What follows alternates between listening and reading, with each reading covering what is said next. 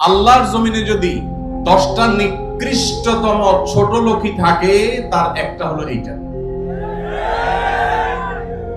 যুবক ভাইরা, কোন যুবক হাত তুলে বলতে পারবেন যে আমার শ্বশুরবাড়ি থেকে রমজান উপলক্ষে এরকম কোন ভিক্ষাবৃত্তি আমরা করতে দেই নাই? বলতে পারবেন কেউ? দেখি কার কার বউকে পাঠাবো আছে, হাত তোলেন। হয় নাই যাদের। বাবাজি আপনি হাত তুলছেন, আপনাদের আমল এগুলো ছিলই না, আপনি হুদাই ক্রেডিট নিচ্ছেন কেন? এগুলো তো নতুন, আমাদের দেশে নতুন ফিতনা শুরু হয়েছে।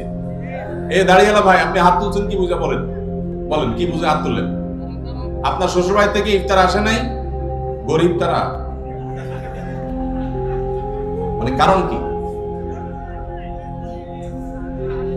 ভাইয়েরা আমার, এদেশ থেকে যৌতুককে উলামায়ে কেরাম মিম্বর থেকে, মাহফিলের মঞ্চ থেকে ছেটিয়ে বিদায় করেছেন, আলহামদুলিল্লাহ। যৌতুকের অভিশাপ থেকে এদেশকে মুক্ত করেছেন উলামায়ে কেরাম। এক চেটিয়া অবদান এদেশের উলামায়ে কেরামের এই কাজটা। যৌতুক চলে গেলে কি হবে? ইফতারের নামে যৌতুক এখনো বাকি আছে, এটা আমাদের দূর করতে হবে কি হবে না? অনেক যুবক আছে, তারা বলে যে আমার শ্বশুরবাড়ির লোকেরা খুশি মনে দেয়। ভালো করে শুনে রাখেন, 2 নম্বরের অপর নাম হলো এখন খুশি মনে দেওয়া। ঘুষখোর সেও বলে খুশি হয়ে দিস, যৌতুকখোর সেও বলে বেহিসাব খুশি হয়ে দিস। শুধু খুশি হয়ে না, জোর করেও দেয়। জোর করে দিবে না, কি করবে? তার মেয়েটার শান্তি দরকার তার। আপনি যদি বাপের বেটা হয়ে থাকেন, মুসলমানের সন্তান হয়ে থাকেন, বিনয়ের সাথে শাশুড়িকে বলবেন, শ্বশুরকে বলবেন কোনো কিচ্ছু আমার এখানে পাঠাবেন না, পাঠালে আমি মনে কষ্ট পাবো, উল্টা পারলে আমি দিব। একটা কথা আমি সবসময় বলি ভাই, একটা মেয়েকে কষ্ট করে গর্ভধারণ করা, জন্মের পর থেকে নিয়ে তাদেরকে পড়ালেখা ভরণ পোষণ দিয়ে বড় করে যখন সে সার্বিকভাবে একজন পূর্ণাঙ্গ মানুষে পরিণত হয়েছে, সুশিক্ষিত হয়েছে, সুস্থ সবল হয়েছে, সুঠামদেহী হয়েছে, তখন তাকে ছেলে পক্ষের হাতে তুলে দেয়। সারা জীবন এই মহিলাটার পেছনে ইনভেস্ট করেছে কে? তার বাবা মা। আর ভোগ করছে কে? স্বামী এবং স্বামীর ফ্যামিলি। ঠিক না? ঠিক। পড়ালেখা করাইছে মেয়ের বাপ মা, ওই পড়ালেখা দিয়া, ওই শিক্ষা দিয়া স্বামীর ছেলে মেয়েকে সে পড়ালেখা করায়। ঠিক না? ঠিক। রান্না বান্নাটা শিখাইছে তার মা, ওই শিক্ষা দিয়ে রান্না বাড়া করে খাওয়ায় কারে? স্বামীকে, শ্বশুর শাশুড়িকে। ঠিক না? ঠিক।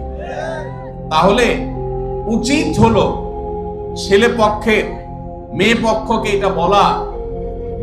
বেহিসাবকে বলবে, ছেলের বাবা মেয়ের বাবাকে বলবে, বাবাজি বা ভাই, আপনার মেয়ে, তাকে মানুষ করতে যত টাকা পয়সা লাগছে তার সব কিছু আমি দিতে চাই। এরপরও তো কোনো মানুষ কেনা যায় না, এটা কেনার জন্য দেওয়া না, অন্তত কৃতজ্ঞতা আদায়ের জন্য দেওয়া।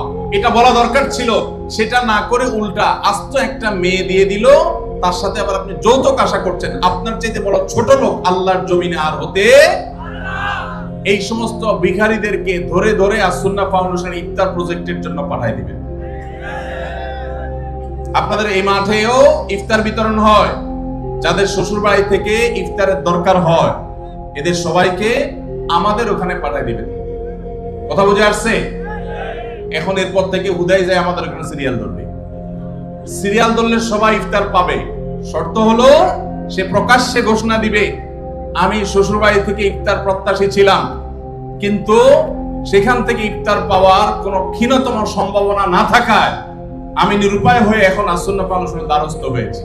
এইটা যদি আপনি ঘোষণা দিতে পারেন, আমাদের দিতে কোনো অসুবিধা নেই ইনশাআল্লাহ। ভাইরা আমার, এই কুসংস্কার আমরা দূর করবো তো ইনশাআল্লাহ। খুশি মনে বলতে কোনো কিচ্ছু নাই। খবরদার, মেয়ে পক্ষ যদি ইফতার পাঠায়, ছেলে পক্ষ পাঠায় না কেন? মেয়ে পক্ষ যদি 2 আনা পাঠায়, ছেলে পক্ষ 4 আনা পাঠানো উচিত। অনেক মহিলারা আছে ফ্যামিলির, তারা খোঁচাখুচি করে বৌমাকে। আল্লাহ আমাদের এই কুসংস্কার থেকে মুক্ত থাকার তৌফিক দান করুন। স্বামী আদেশ করলে কি শ্বশুর শাশুড়ির সেবা করতেই হবে? সেবা করতে গিয়ে অনেক সময় আমি অসুস্থ হয়ে যাই, এক্ষেত্রে ইসলাম কি বলে? ভাইরা আমার, স্বামী যদি আদেশ করে যে আমার বাবা মার খেদমত করো, এখন বোনের প্রশ্ন হলো আমি অসুস্থ হয়ে গেলেও কি স্বামীর সে নির্দেশ মানতে হবে কিনা? উত্তর হলো না। যদি এই পর্যায়ের হয় যে আপনি শ্বশুর শাশুড়ির সেবা করতে গিয়ে আপনি সুস্থ না থাকেন, এই পর্যায়ের আপনার সেবার প্রশ্ন আসে, তো আপনি নিজেকে অসুস্থ করে ফেলে তারপরে শ্বশুর শাশুড়ির খেদমত করতে হবে, এত কঠিন নির্দেশ ইসলাম আপনাকে দেয় নাই। তবে এ জাতীয় ইস্যুতে আমি অনুরোধ করব, কোন ভালো বিচক্ষণ বিদগ্ধ আলেমের কাছে দেখা করে উভয়ের পরিস্থিতি পর্যালোচনা করে অ্যাসেসমেন্ট করিয়ে তারপর সমাধান নেওয়ার চেষ্টা করবেন। কারণ এখানে আপনার কাছে যেটাকে মনে হচ্ছে বাড়াবাড়ি, আদতে সেটা খুব নরমাল বিষয় হতে পারে। এজন্য তৃতীয় পক্ষের কারোর সহযোগিতা নিলে সেটা সবচেয়ে ভালো হয়। এই প্রশ্নোত্তরের সংক্ষিপ্ত সেশনে আমরা অল্প কথা উত্তর দিয়ে গেলে আপনার ভুল বোঝার সম্ভাবনা আছে। সেজন্য কোন দক্ষ আলেমের কাছে, বিচক্ষণ ইমাম সাহেবের কাছে গিয়ে দুজন মিলে তারপরে পুরো অবস্থা জানাবেন।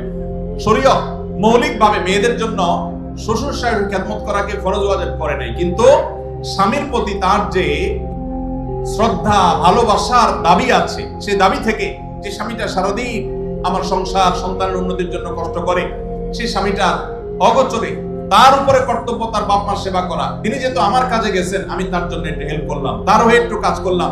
তাছাড়া মা বাবার মতো বয়সী মানুষ, তারা যখন আশেপাশে তাদের সেবা করার মানসিকতা থাকা দরকার। কিন্তু সেই সাথে এটাও ঠিক যে আমাদের সমাজে অনেক শ্বশুর শাশুড়ি আছে, আস্ত জোয়ান তাগড়া সুস্থ সবল, এরপর সে আশা করে বসে থাকে বৌমা সব করে দিবে। এটা খুব বাজে একটা অভ্যাস। অনেক শ্বশুর শাশুড়ি আছে তারা মনে করে বৌমা ঘরে আসছে মানে হলো কাজের মেয়ে ঘরে আসছে, অতএব আমাদের এটা বাই ডিফল্ট পাওনা হয়ে গেছে। এটা খুবই বাজে একটা উদাহরণ।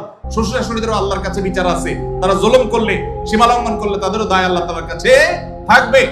নিজের মেয়েটা তাকে দিয়ে কোনো কাজ করায় না, আরেক ঘরের মেয়ে আসছে তাকে দিয়ে সারাদিন গাদা খাটনি করা, এটা জুলুম। অতএব জুলুমও করা যাবে না। আবার বোনরা শ্বশুর শাশুড়িদেরকে ইগনোরও করবেন না। আল্লাহ তাআলা আমাদেরকে আল্লাহর নির্দেশকে যথাযোগ্যভাবে মানার তৌফিক দান।